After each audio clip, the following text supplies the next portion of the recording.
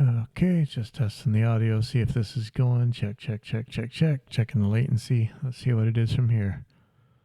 So 1001, 1002, 1003, 1004, 1005, 1006.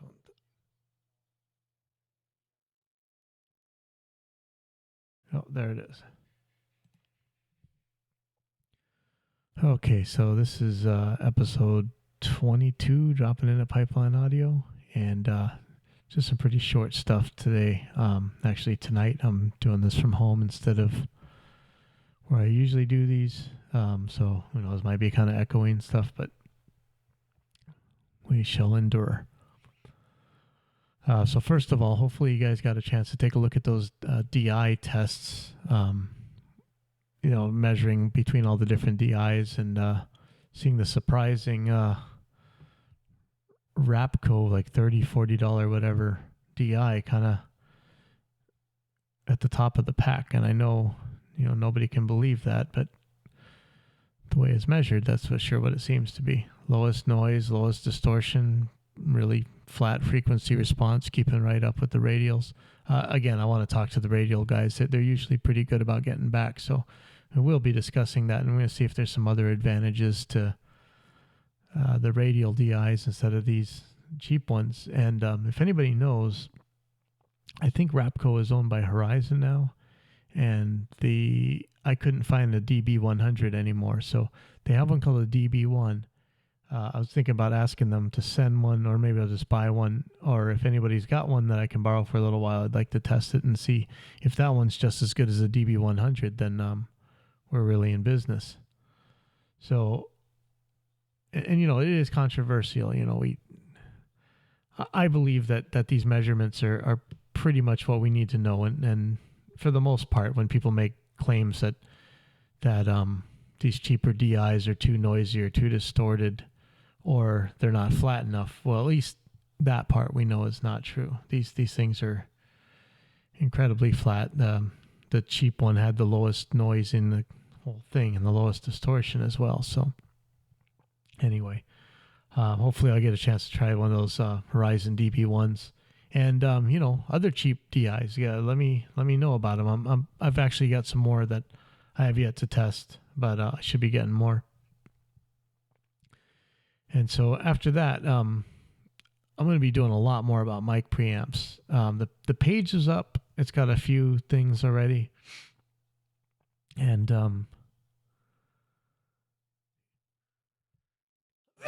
sorry. The Focusrite Octopre tested really well, as did the 18i8. The AMEC had a boost at the high end. I'm not sure what that's about. The Warren Hewart Neve that we had wasn't very flat and was kind of noisy. And the other things kind of fell where you thought they would. But we'll be testing a lot more mic preamps and stuff. So that I want to discuss in great detail in a couple weeks. And hopefully I'll have a lot more in there. And I'm still going through Matt Cat Music's programming for musicians. That's the C++ course that he's offering right now.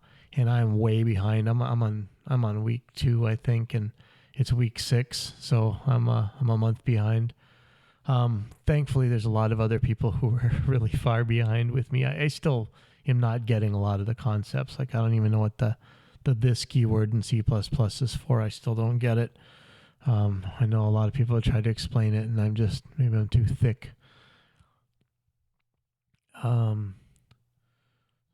So our kids bands are starting to get active again. I have the Saturday night market once a month in Kailua. It's not like the once a week farmers market that we had that our kids used to play at. But see, Operation 7.5 is going to play at the Waikiki Shell. That's pretty big. Lenore the Shredder is in China right now playing some gigantic shows.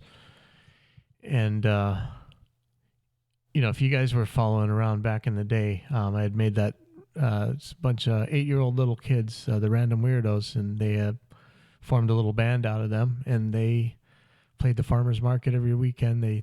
Or every week, every Thursday, and they would play in Waikiki or Honolulu on the weekends, and did a lot of TV appearances and were in the press a lot. And to go from a couple shows a week for about 4 years to one show every few months is it's a big bummer. So I'm glad that we're starting to get going again. And I don't know if you guys remember, we were testing the prototype Reaper Live system. So I had a computer, I think it was a Core 2 Quad, and a Motu 896, the old Firewire one, and the guitars and bass and vocals and eventually the drums would all run through that. So everything ran through the computer. And I would control that with a laptop running VNC, so I could be out where the crowd was and I could control it. I mean, that's not a big deal nowadays. I mean, everybody's doing that now with iPads and whatever, the digital mixers. But I don't know that anybody else was doing that kind of thing back then. This was a ways back. But it got to the point where our little kids, they could. We had a closet up front with all the gear in it.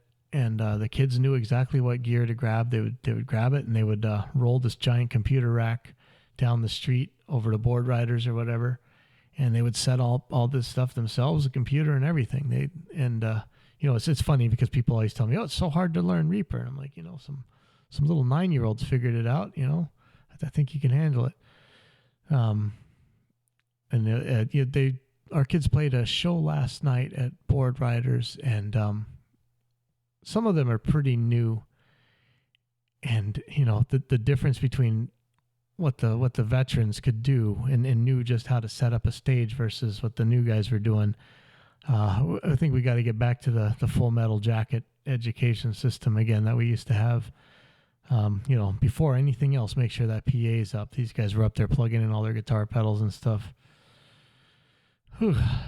I forgot just how much of an education it was, to really set up stage etiquette and everything else. That was a lot of work over those 4 years, and I guess I forgot most of it. But luckily,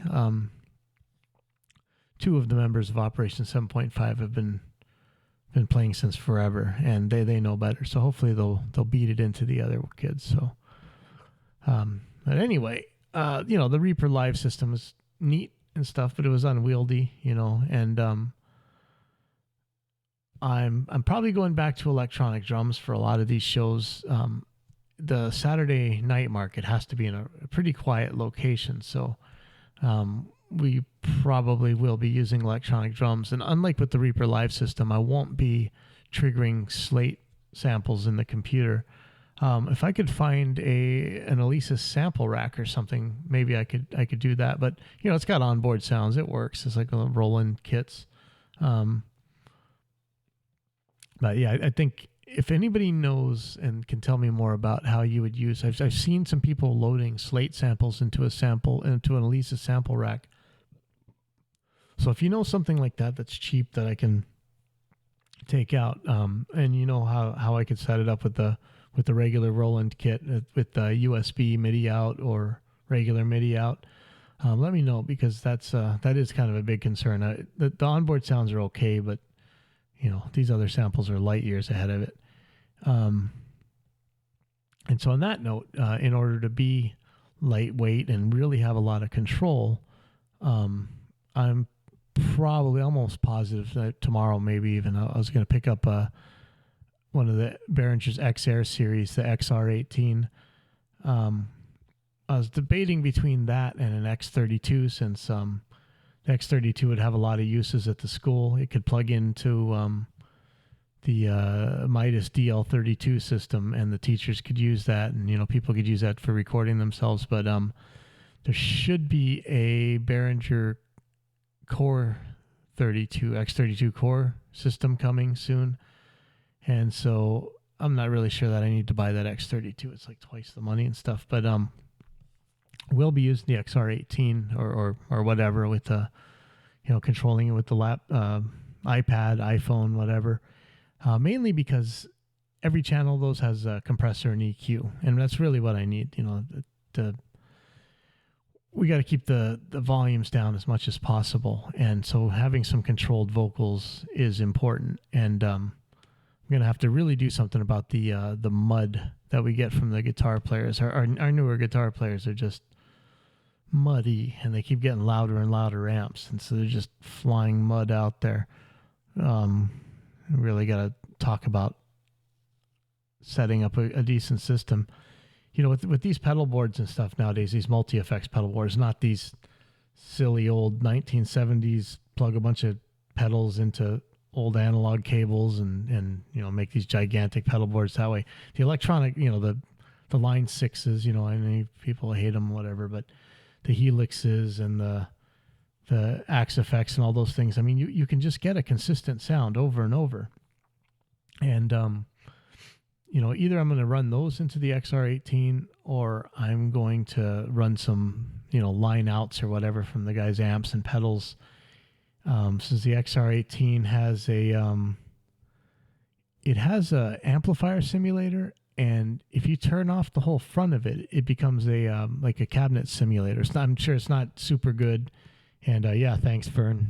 Vern really, I was on the fence between the X32 and the X18, but Vern has been running very high stress internet shows live through an XR18, and it's been running fine for him, seems like. And so I'll be bugging him a lot on that one.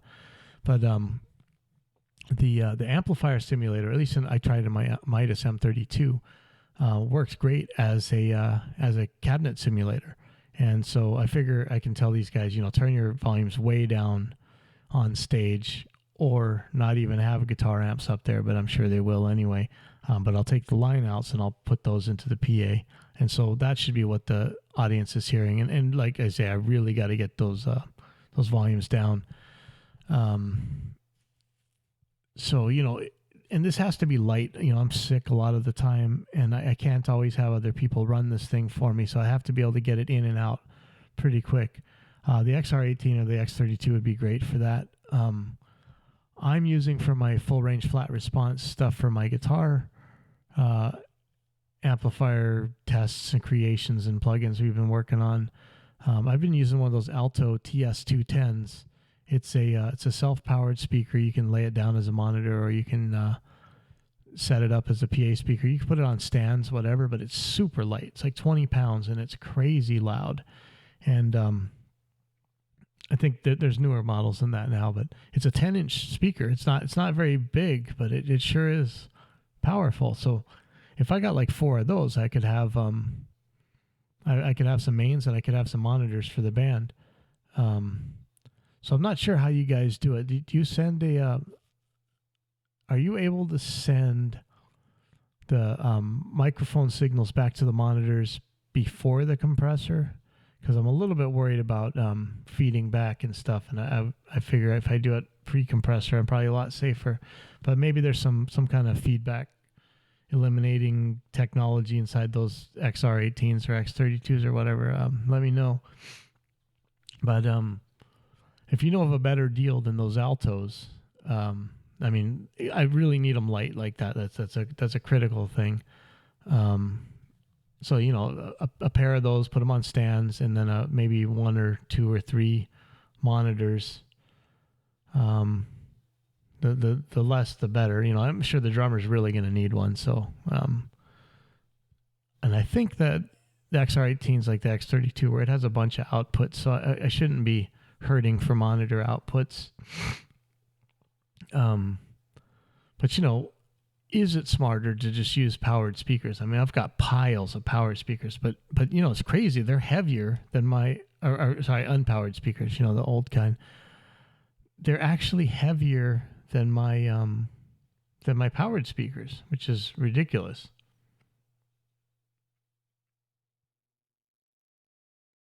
Oh, okay. So yeah, I can do a pre compressor. Hopefully it can do post effects, because they'd probably love to have reverb in their auxes. So yeah, what do you guys think? With do I want to run unpowered speakers? Because then the thing with the powered speakers is getting electricity to them, right? Otherwise, all you got to run for the unpowered speakers is cables. But then I'd be carrying power amps. Everything gets heavier, and I don't trust the power amps. So I'm really hoping I'm going with the powered ones. The other thing is, and it's getting more and more popular now, is these in-ear monitors. But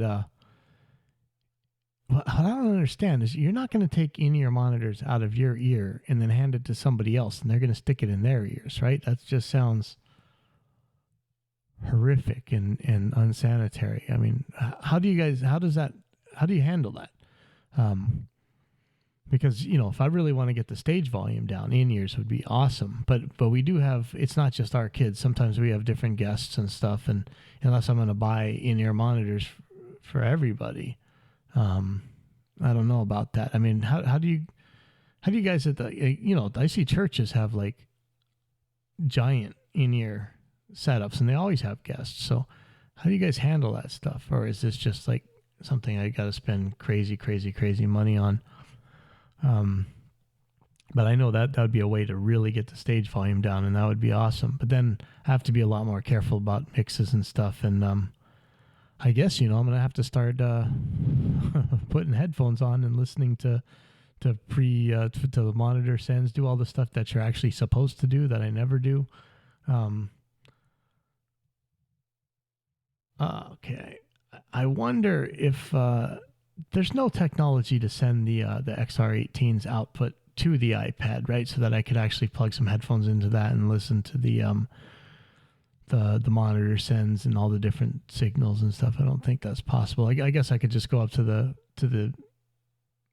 XR18 and do it from there. I don't know. Maybe have a long cable that runs out to some headphones someplace. I'm not sure. I mean, whatever it is, it's going to be better than what we're doing right now, and a lot closer to what we were able to do with the Reaper Live setup. But okay, so you guys actually clean the earbuds, then hand them to somebody else, right? So do they see you doing that? That sounds that sounds freaky. But yeah, I know there's no way these churches are throwing away in-ears every Sunday. They always got guests and stuff. So I guess you clean these off pretty easy. And I wonder if it's not to the point where so it's only going to be a couple of guests, so we can always keep those ones clean. I'm not sure. I know a lot of the acoustic players aren't really going to care. But man, if I could eliminate some monitors and just do some in-ears, maybe that's a thing to do.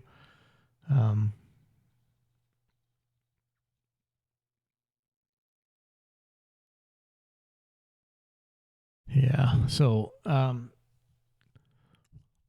think tomorrow I'll probably be picking up an XR18, and it'll if nobody's able to record at the school because I didn't get an X32 instead, it'll be all Vern's fault, and so everybody can blame him.